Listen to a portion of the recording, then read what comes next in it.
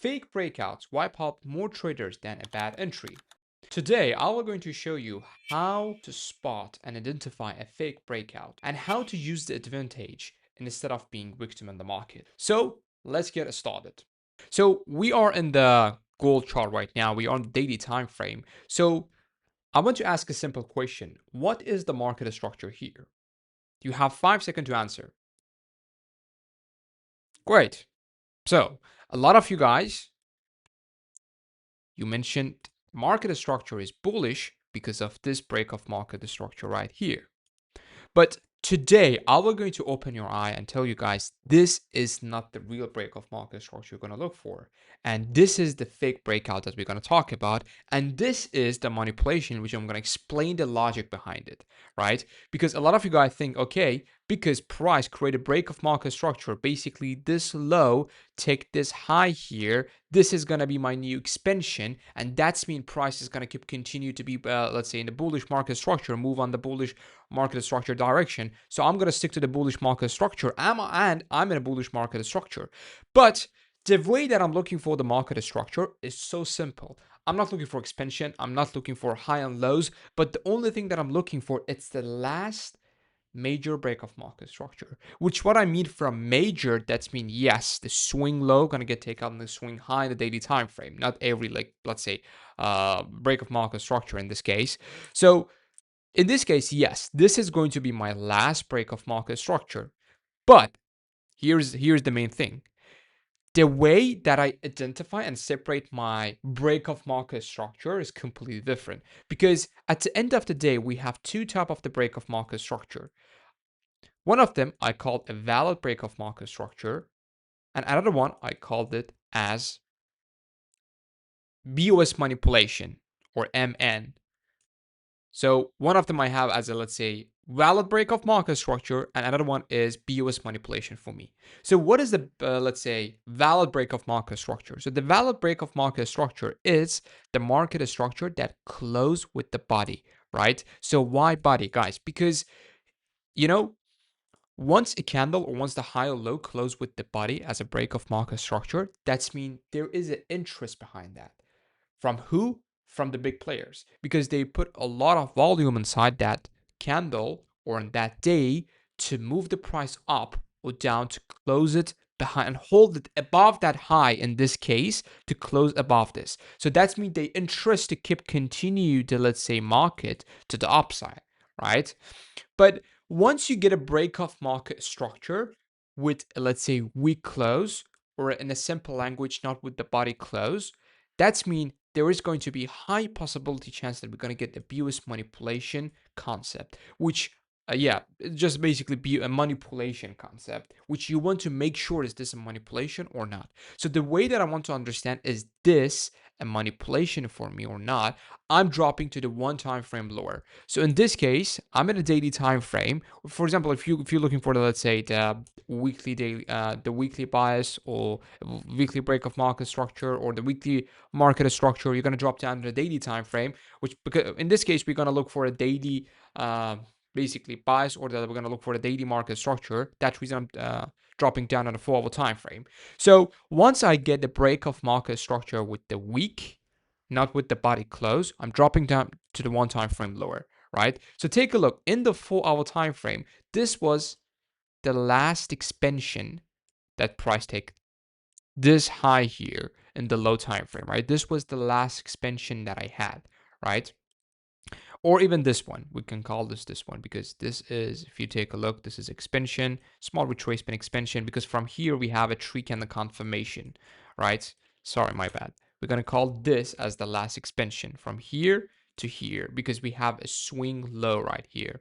Okay, so now if in the daily time frame the last break that you got, it's with the week, let's say this is the candle here, you got it with the week, and if you drop down to the low time frame, let's say in this case 4 hour time frame, okay, and you saw you saw a, let's say, change of character, or I call this basically shift in trend. So what's that mean? That's mean basically price create the opposite break of market structure on the 4 hour time frame from a valid swing low or from a valid swing highs, depending on the market structure you're looking for. In this case, we have the swing low, right? Because this swing low is valid, we have a tree candle confirmation here. And after price break this in the 4 hour time frame, you can see price create an opposite break of market structure from this valid swing low. So I personally call this, I mean, a lot of traders call this change of character, but I call this basically a shift in trend, right? Once you get that shift in trend or change of character in the lower time frame, what's that mean? That's mean here the BOS manipulation concept that I told you get confirmed. Now, what is this concept about? That's mean here market makers or the huge, let's say, big players, they try to showcase that, okay, we're going to go to the upside, we're going to fly. They're going to try to trap the retail traders. Okay. So they think they're going to be on the bullish market structure. So they try to keep buying here to basically put some to create some huge liquidity for the market makers, right? So they try to just trick them to buy in the market structure and daily buy side. But what's that mean? So once you get the BOS manipulation, and on a simple language, there are two steps. Once you get the break of market structure with the week, okay, I'm calling this break of market structure with the week, you're gonna drop down to the lower time frame. If you get the, let's say, a shift in trend, okay, which is gonna get confirmed that yes, this concept is BOS manipulation. That's mean this is not going to be your, the, let's say, bullish market structure. This is going to be a bearish market structure because there is no interest behind from the price action, there is no interest to price going to go up. It's all about the manipulation. Price just basically take out the buy side liquidity here, going to go for the sell side. That's it, right? So in this case, once I get these two and by BOS manipulation confirm, if the break of market structure in the daily time frame is upside with the weak break of market structure, and if I get these two confirmation, I'm going to say my market structure is bearish. So in this case, in the gold, my market structure is bearish, right? So my market structure is bearish. Let me just clean this here. We're going to move a little bit smooth and clean. So now here, I'm not going to look for basically a pro POI, a bullish POI as my pro POI for the day. I'm going to look for a bearish POI as my pro POI of the day, right? So let's do a quick backtest here, okay? So for example, let's just start with the Friday right here. So in this case, let me just open this. So we are in the Asia session, for example, let's say. So my market structure is bearish. My yesterday candle is bullish. In this case, there are a paradox here because of the continuation concept, which if you want me to create a video about it, let me know in the comment. I'm going to drop down in the 4 hour time frame. Now, above and below the Asia high and Asia low, I'm waiting for the Asia high and Asia low to close so I can start my trading day. I'm not trading Asia. So once my Asia high and Asia low closed, above and below that, I'm looking for the nearest unmitigated POI. So in this case, I don't have anything here, right? Because the 50% of this unmitigated week get mitigated, right? There is nothing here. So what about, let's say here, I had an order block here, which this also get mitigated. So I'm looking for the nearest unmitigated POI above the Asia high. Okay, nothing else. What about this, let's say support, this resistance here. This resistance here also get mitigated right here. So nothing for me. The only thing that I have is this resistance right here as the nearest POI that I have, right? So and also I'm looking for one more POI below my Asia session. So below this, again, the 50% get mitigated, 50% get mitigated. So support get mitigated right here, right? 50% get mitigated. Nothing here. The only thing that I have is basically, I think this one also get mitigated. Let me take a look. This one didn't get mitigated, right? So this is a support here, didn't get mitigated. See, if I zoom in, you're gonna see this one didn't get mitigated. So now we're talking about this area as a POI above the Asia high, and this POI as the POI below my Asia low as the nearest one, right? So this is the nearest POI below and above my Asia high. the nearest unmitigated POI. Now I want to know which one of these POI is my pro POI and which one of these is my daily obstacle or let's say counter trend POI, right? So in the case that I understand this, I'm just going to get back to the market structure. What was my market structure? I had a BOS manipulation to upside, which I get confirmed in the 4-hour time frame, which I have a shift in trend right here.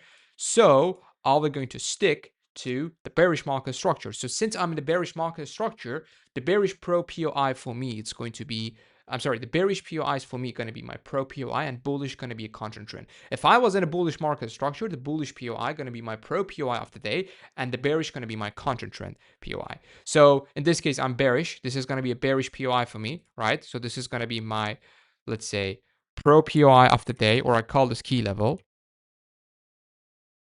And this is going to be my obstacle or counter trend POI, which I'll call this obstacle. It's the same name. We can call this basically counter trend POI. Okay. So now what I'm expecting from the pro POI, it's the major move of a day, right? Because at the end of the day, we have two move in the market, okay, in 24 hour, right? After Asia, you're going to have just these two move, okay? Let's say I can call this the major move of the day or the retracement of the day, right? So if you take a look, if I go to the 1 hour time frame, you're going to see in the previous day, what do we got here? So this was the major move, this was the retracement, right? In the last day, this was the retracement, this was the major move, basically, right? So this was the basically, see, major move, this was the retracement, and this was the major move of start. So basically the retracement of the day is start from here. And also we have a small retracement to start from here. But the major move of the day is start from here, right? Also same thing here, right? Take a look. So here what we have, the major move start, this was the retracement. So all this major move and retracement, they tap to the area that I call POI or point of interest, pro POI of the day and counter trend POI, which if you want to me also create a video about it, you can check my YouTube channel. I have some video about it, but I can create more in more detail. So now I'm expecting the major move start from pro POI, okay, which is going to be my bearish move. Why? Because I'm a bearish market structure, and the retracement move will start from a counter trend POI. So now, in order to, I'm not going to just set a buy or sell here. I want to understand the liquidity, right? And in order to me to understand the liquidity, I'm using the range concept. So I'm dropping down to the low time frame to identify the range. In this case, I'm going to look for a bearish range because I'm in a bearish market structure that is matched with my pro POI. So I'm looking for a strong high and a weak low or QM formation. In this case, I have, let's say, a bearish QM right here, stop hunt and a break of market structure right here. That's going to be my strong high. And this is going to be my weak low because I have also an opposite break of market structure right here. Okay. So this is going to be my strong high and this is going to be my weak low. Let me just raise this one right here. Okay. So this is going to be my strong high and this is going to be weak low. So what I'm expecting from a strong high to get respected, take out the liquidity inside, which I call this internal liquidity. And after the internal liquidity get taken out, price go for the weak low or external liquidity, right? So first I'm expecting to price take out the internal liquidity, respect the strong high, then go for the external. Right. So in a case that I want to understand the internal liquidity, what I can see here, I can see a beautiful equal high right here, which also price created beautiful order flow. And as you can see, all these order flows just wait. You should have an equal high with the order flow. So this is going to be my internal liquidity that I'm expecting to first, before price give me the major move and tap to this POI, first take this up, right? So for sure, I can drop down to the low time frame and scalp onto this area. But since I'm I'm doing day trading and basically I'm focusing on day trading, I just gonna look for position inside of these two levels, right? So basically London session start. And as you can see, prices start in the New York session. What we have here, price start to move up, take this internal liquidity, right? So now once price take this internal liquidity, I have a different setup to enter. I have a confirmation entry in 5-minute time frame. I have a price action entry, which have a high win rate with the lower risk reward. I have a 5-minute confirmation entry, which have a 4 risk reward, but like 60-55% win rate. And I have a direct entry, which is going to be more risky, but it's going to give you the trade fast as possible, and you don't need to wait for confirmation. So in this case, if I want to enter the, let's say, direct entry, I'm just going to set my trade here. Stop loss, I'm going to put it above this strong high, give it a little bit of space because of the spread. And I personally, I'm going to target the nearest liquidity that formed here, because if you take a look here, we have equal low with order flow. Same thing as here, we had an equal low with order flow, right? So this is the equal low with order flow. So that's mean a lot of traders are going to look for sell, buy right here. So I'm just going to target the nearest liquidity because I'm not looking for high risk reward. I'm looking for lower risk reward with higher win rate. So the higher risk reward you go, the lower win rate you're going to have, and the higher basically the lower risk reward you're going to go, higher win rate you're going to have, right? So this is going to be the ideal trade for me. So I'm going to set the entry right here. Price tapped in and fast manipulation happened in the gold. Also, we had a news. We had, I guess, yesterday we had core PCE price index at the 3 p.m., which also affected, as you can see, the price action white here. So yeah, basically 3 p.m. happened here, price manipulators, and after that this major move happened. And that's it. I'm done for today. I made 2.9 or let's say 3% by just understanding the liquidity, and I'm done. I'm not going to trade anymore because price take out the nearest liquidity, and I'm done for the day, right? Less is more. And if you want a higher win rate, you should also manage the pressure and the psychology to catch one trade, because that one trade is going to cost a lot of energy from you. It doesn't matter, going to be stop loss or going to be win. At least you spend a lot of energy on it. So, and we are not robots to basically recharge energy fast as possible, especially on the psychology side, not on the physical. In the physical, you can drink a Red Bull, you can come back. But on the mental side, you should give a space. All right, for example, if I take one trade, I'm done for the day until the next day, so I can give this space to my mentality to just recharge and come back.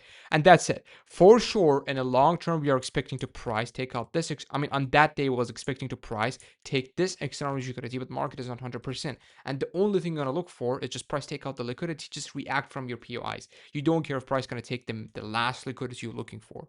Okay, I'm not care because I'm not looking for high risk reward. So that's it for me. I don't care if price gonna come back and just reverse and go up. I don't care market is on 100%. I'm just looking for the reaction confirmation and the nearest liquidity. That's it. I hope you guys learned a lot of things in this video, and I hope you enjoyed this video. Don't forget to like and subscribe. If you have any question, just drop your question in the comment. I'm going to answer. And if you're interested to join my inner circle, which the students are fucking rocking up, they just made a profit. They're passing their funnel accounts, and basically they make a payouts every day in the market. Just check the link in the bio, and I promise you, you're not gonna go empty-handed from that link.